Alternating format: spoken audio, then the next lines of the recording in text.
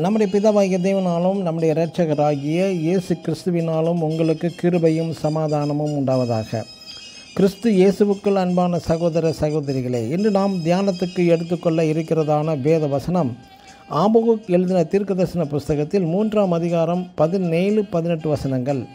அத்திமரம் துளிர் விடாமற் போனாலும் நான் கர்த்தருக்குள் மகிழ்ச்சியாய் இருப்பேன். ஆமென். ஒரு குடும்பத்தில் கணவன் மனைவியிடையே கடும் கருத்து வேறுபாடு, இருவரும் நல்ல குடும்ப உறவில் ஐக்கியத்தில் இல்லவே இல்லை மற்றும் இவரது தொழில் ரீதியாகவும் கடும் பிரச்சனைகள் தினம் இவரது வாழ்க்கையில் சந்தோஷம் நீங்கிவிட்டதாக அனைவரும் கருதுகிறார்கள். ஆனால் இவர் எப்போதுமே சிரித்து கொண்டேதான் சந்தோஷமாக அனைவருக்கும் காட்சி தருகிறார். நான் கிறிஸ்துவுக்குள் சந்தோஷமாக இருப்பதாகவும் கிறிஸ்துவின் ஊழியத்தையும் சந்தோஷமே செய்கிறார்.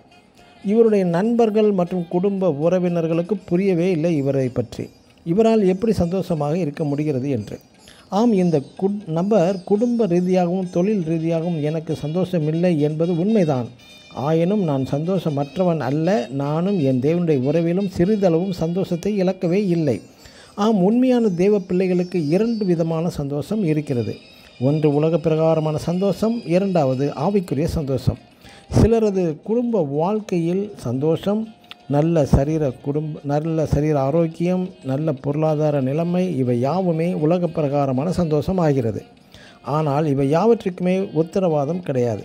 திடீர் ஏற்றம் தாழ்வு காணப்படும். குடும்ப பிரச்சனைகள், தொழில் ரீதியான பிரச்சனை, வேலை பிரச்சனை, சரீர சுகமின்மையால் வரும் பிரச்சனை மற்றும் பொருளாதார இழப்பு ஒரு கடுமையான பிரச்சனை. இவைகளினால் முழுவதுமாக பொருளாதாரம், அதுவும் மட்டுமல்லாமல் உலக பிரகாரமான சந்தோஷம் இழந்து சமாதானமற்றவர்களாய் காணப்படுகிறார்கள். ஆனாலும் இதன் மத்தியில் கிறிஸ்துவின் மூலம் வருகின்ற சந்தோஷம், மன நிம்மதி இவருக்கு மறைந்து விடாது.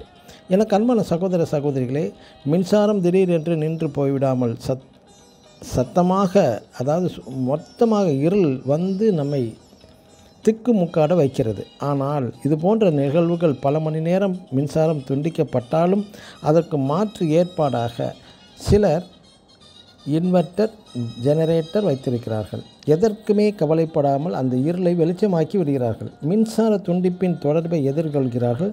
அதுபோலவே நாமும் கிறிஸ்துவோடு நல்ல உறவு இருக்கும்போது நாம் எந்தவித பிரச்சனைகள் வந்தாலும் ஆபகுக் தீர்க்கதரிசி சொன்னது போல நான் கர்த்தருக்குள் மகிழ்ச்சியாக இருப்பேன் என்று நாம் சொல்லுவோமாக. ஆமென். God bless you.